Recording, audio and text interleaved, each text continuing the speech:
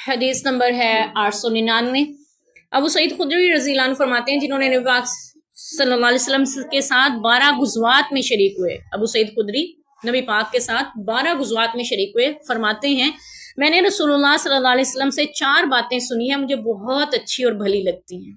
ٹھیک ہے، وہ باتیں یہ ہیں، ظاہر ہے ہمارے نبی کی تو ہر بات ہی بڑی اچھی ہے، لیکن ہر کسی کا اپنا مزاج ہوتا ہے نا، جو بات اس کے اپنے مزاج کے مطابق مل جائے نا اور پھر نبی پاک سے مل جائے تو وہ اور زیادہ اچھی لگتی ہے۔ تو یہاں پہ بھی وہ کہتے ہیں کہ مجھے یہ باتیں بڑی اچھی لگتی ہیں۔ پہلی بات یہ ہے کہ کوئی عورت اپنے شوہر یا محرم کے بغیر 2 دن کا سفر نہ کرے، اور 2 دنوں میں یعنی عید الفطر اور عید الاضحیٰ میں روزہ نہیں رکھنا چاہیے۔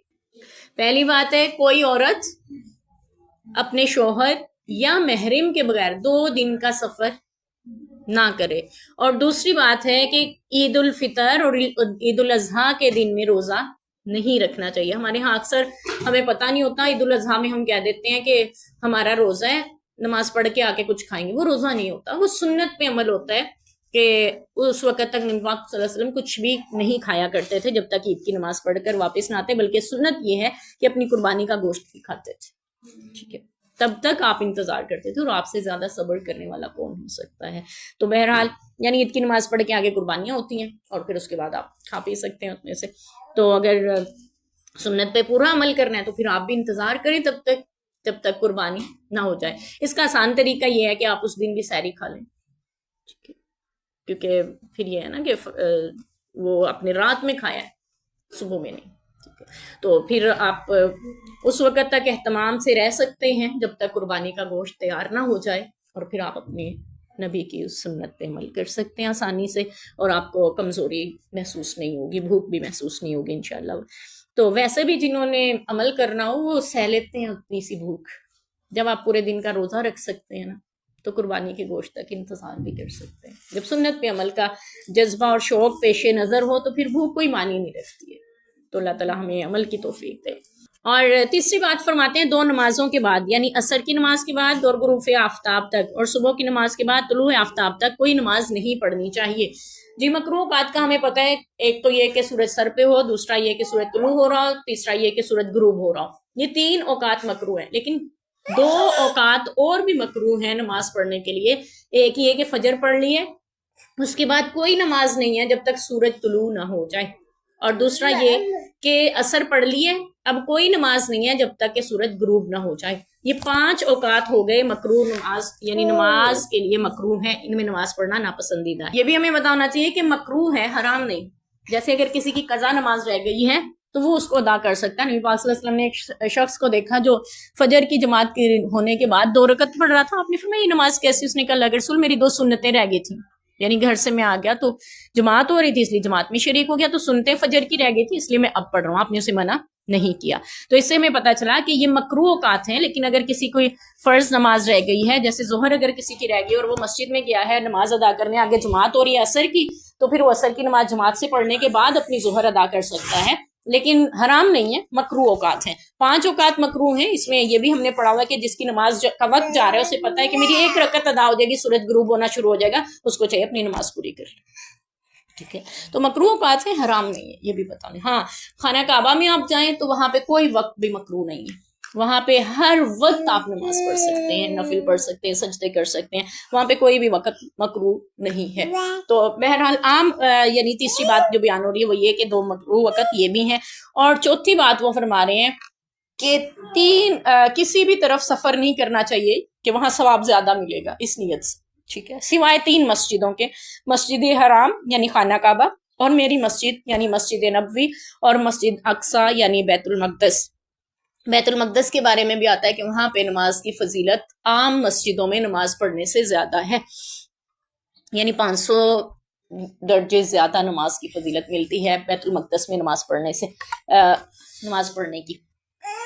خانہ کعبہ میں 1 نماز کی فضیلت 1,00,000 نمازوں کے برابر ہے، مسجد نبوی میں 1 نماز کی فضیلت 50,000 نمازوں کے برابر ہے، بعض روایات کے مطابق 1,000 نمازوں کے برابر ہے، اور مسجد اقصی میں نماز پڑھنا باقی مسجدوں میں نماز پڑھنے سے 500 درجے زیادہ فضیلت رکھتی ہے۔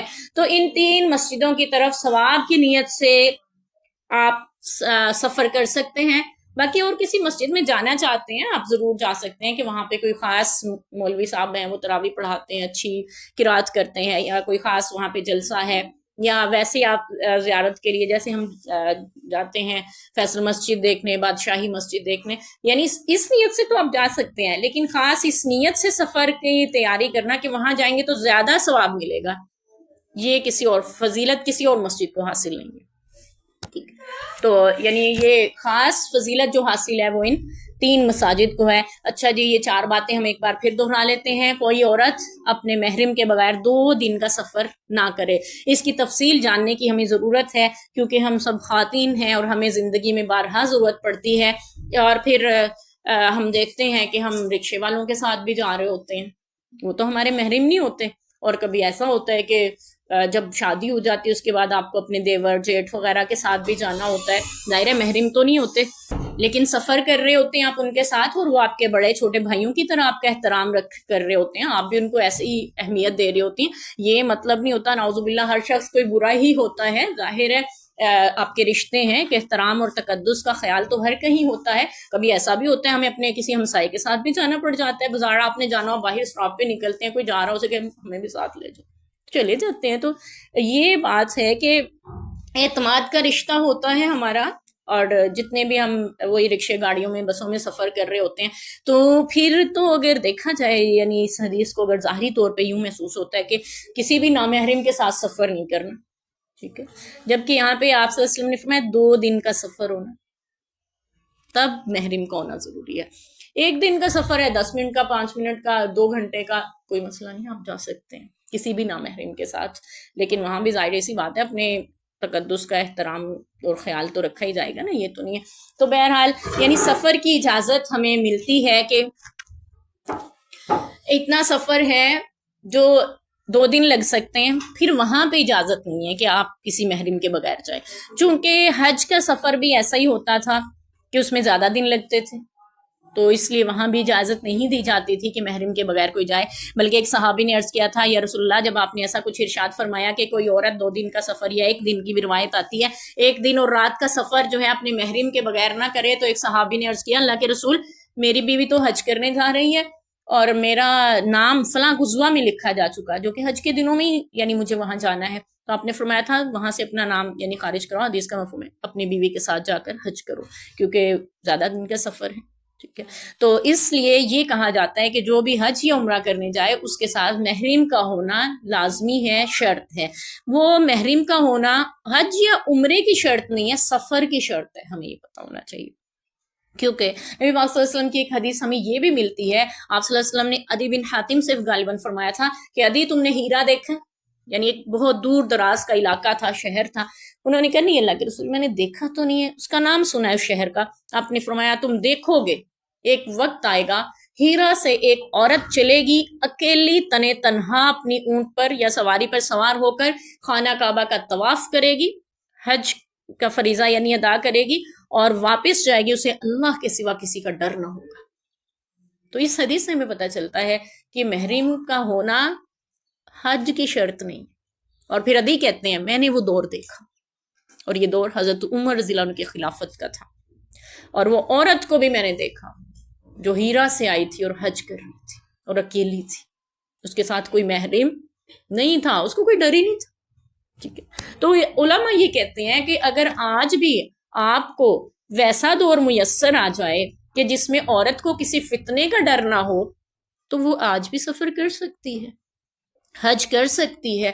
لیکن عام حالات میں جیسے کہ ہمارے ہاں ہیں تو اللہ تعالیٰ اپنی امان میں رکھے, محرموں کے ساتھ ہوتے ہوئے بھی حادثے ہو جاتے ہیں, ٹھیک ہے. تو اللہ تعالیٰ اپنی امان میں رکھے ہر کسی کو. محرموں کو بھی اٹھا کے لے جاتے ہیں, ٹھیک ہے, مرد بھی لوٹے جاتے ہیں بیچارے, ان کے ساتھ بھی یعنی واقعات حادثات ہو جاتے ہیں. تو بہرحال ہمیں ایک اصول ضرور دیا گیا ہے, اس طرح عورت کو بھی اپنے تحفظ کا احساس رہتا ہے کہ کوئی ہے اس کے ساتھ, اور اس کو تسلی بھی رہتی ہے, بھیجنے والوں کو بھی پریشانی نہیں ہوتی. پھر یہی وجہ ہے ان دونوں حدیث کو مد نظر رکھتے ہوئے ہمارے ہاں یہ کیا جاتا ہے کہ جو خواتین جانا چاہتی ہیں ان کا محرم اگر نہیں ہوتا تو وہ کسی شخص کو اس کا محرم کاغذوں میں لکھ دیتے ہیں اور ان کے ساتھ اس کو بھیج دیا جاتا ہے. ٹھیک ہے، کیونکہ شریعت میں جو شرط لگائی گئی وہ سفر کی وجہ سے، اور ہمارا سفر تو 2 دن کا نہیں ہوتا. آپ یہاں سے جاتے ہیں 4 سے 5 گھنٹے میں آپ وہاں پہنچے ہوتے ہیں. ٹھیک ہے، بلکہ آپ کو ایئرپورٹ چھوڑنے والے گھر نہیں پہنچتے، آپ جدہ پہنچے ہوتے ہیں. ایسا بھی ہوتا ہے، وہاں جا کے فون کر رہے ہوتے ہیں ہم پہنچ گئے خیریت سے، کہتے ہیں اچھا ہم تو بھی راستے میں. اس نسبت سے کہا جاتا ہے کہ آج کے دور میں یعنی وہ سفر نہیں ہے. تو بہرحال ہمیں پتہ ہونا چاہیے کہ 1 دن 1 رات کا سفر اگر آپ نے کرنا ہے، اتنا لمبا ہے کہ بیچ میں سٹے وغیرہ بھی اکثر ہوتے ہیں ان فلائٹس میں نا، تو پھر آپ کے لیے محرم کا ہونا بہتر ہے کہ محرم ساتھ ہی ہو. آپ کو بھی تسلی رہتی ہے، گھر والوں کو بھی رہتی ہے، اور اس میں سکون ہے. اور ابو سعید خدری بھی فرماتے ہیں کہ مجھے بڑی اچھی لگتی ہیں باتیں، آپ بھی اچھا محسوس کرتے ہیں اس چیز کو ساتھ لے کے. اگر محرم نہ ہو تو پریشانی رہتی ہے خود کو بھی اور پیچھے والوں کو بھی. بہرحال یہ ایک